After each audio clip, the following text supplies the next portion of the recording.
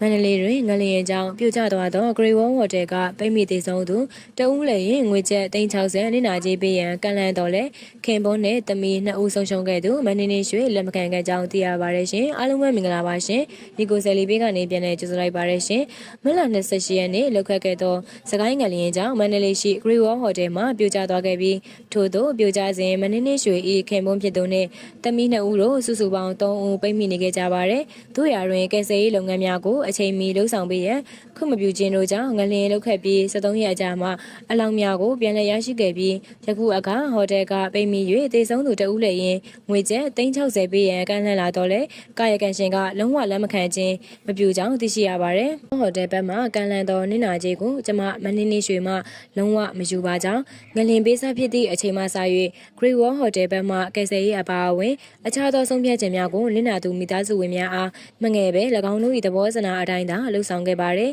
ဖြစ်စဉ်အစတွင်လူအများလည်းသိထားပြီးသားဖြစ်တယ်လို့ကျမသည်ကျမ၏ခင်မွန်းနဲ့ကလေးတွေရှိသောနေရာအတိအကျကိုပြောပြခဲ့ပါတယ်ဟိုတယ် CCTV မှာလည်းတွေ့ရနိုင်ပါတယ်အချိန်မနှောင်းခင်ကယ်ဆယ်ရေးအတွက်လည်း၎င်းတို့ဘက်မှသတ်မှတ်ခဲ့သည့်နေရာများမှာသာလှုပ်ဆောင်ခဲ့ရပြီးအမျိုးမျိုးသောအခြေအနေများနှင့်အဟံအတားများစွာကြားတဲ့က DB လူသေးတောင်မနဲ့ပြန်ရအောင်အပူများစွာဖြင့်ကိုထူကိုထကြိုးပမ်းခဲ့ရသည့်အတွက်ယခုအချိန်မှာမြည်သို့သောဖြစ်သိမ်းမှုမှကျမကိုမဖြည့်ဆည်းနိုင်ပါဘူးဟုမင်းနေရွှေကပြောဆိုခဲ့ပါတယ်Great Wall Hotel အနေဖြင့်နစ်နာကြေးပေးမိအစားတန်မိုးကြီးကြောက်စိမ်းပစ္စည်းများပါဝင်သောခရီးဆောင်အိတ်ကိုရှာဖွေပေးရန်ဟိုတယ်ဘက်သို့တောင်းဆိုခဲ့တော့လဲယခုအချိန်အထိပြန်လည်ရရှိခြင်းမရှိကြောင်း၎င်းကဆက်လက်ပြောဆိုသည်ဒါအပြင်မန္တလေးရွှေမှယခုကျမသည်၎င်းတို့ဘက်မှကန့်လန့်လာသောနစ်နာကြေးအားမလိုခြင်းမှာကျမခင်မွန်၏နောက်ဆုံးချွေးနှဲစာကြောက်တွေပါတဲ့အိတ်ကိုပဲပြန်လိုခြင်းပါတယ်ရအောင်ရှာပေးပါလို့ဟိုတယ်ဘက်ကိုတောင်းဆိုခဲ့ပါသည်သို့သောလူလဲကဲခွင့်မရခဲ့သလိုယောက်ျားဖြစ်သူရဲ့နောက်ဆုံးချွေးနှဲစာပါအလက်ဝဲမရရှိခဲ့ပါဘူး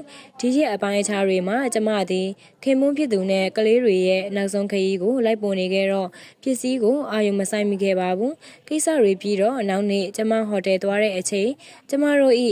လူကဲအိတ်ထဲကအဝေးအစားတချို့နဲ့မိတ်ဆွေများစီလက်ဆောင်ပေးမဲ့ကြောက်စိမ်းပစ္စည်းအနည်းငယ်သာပြန်ရရှိခဲ့ပါသည်တန်မိုးကြီးပစ္စည်းကြောက်စိမ်းကတော့လက်ဝယ်ပြန်မရရှိခဲ့ပါဘူးရှင်ယခုလိုပြောနေရခြင်းသည်ကျမဘက်မှပစ္စည်းတန်ဖိုးငွေကြေးတွေထက်ကျမခင်မွန်းဖြစ်သူနောက်ဆုံးရှာဖွေခဲ့တဲ့ချွေးနေစာမှုကျမဒါကိုပဲလိုချင်ပါတယ်ဟုသိရပါတယ်ရှင်Great Wall Hotel ဘက်ကမူမလ28ရက်နေ့ငလျင်ကြောင့်ထိခိုက်ပျက်စီးဆုံးရှုံးကြရာတွင်မန္တလေးမြို့ Great Wall Hotel လည်းပါဝင်ခဲ့ကြောင်း Great Wall Hotel ကမလ28ရက်နေ့မှာAB လ12ရက်နေ့အထိကယ်ဆယ်ရေးဆောင်ရွက်ခဲ့ရာတွင်အသက်ရှင်လျက်ကယ်ဆယ်နိုင်သူ9ဦးနှင့်ကွယ်လွန်သူ16ဦးရှိခဲ့ကြောင်းသတင်းထုတ်ပြန်ခဲ့ပါတယ်ပြည်သက်ကြီးရဲ့မှတ်ချက်လေးတွေရှိရင်ပြောပြပေးခဲ့ပါဦးရှင်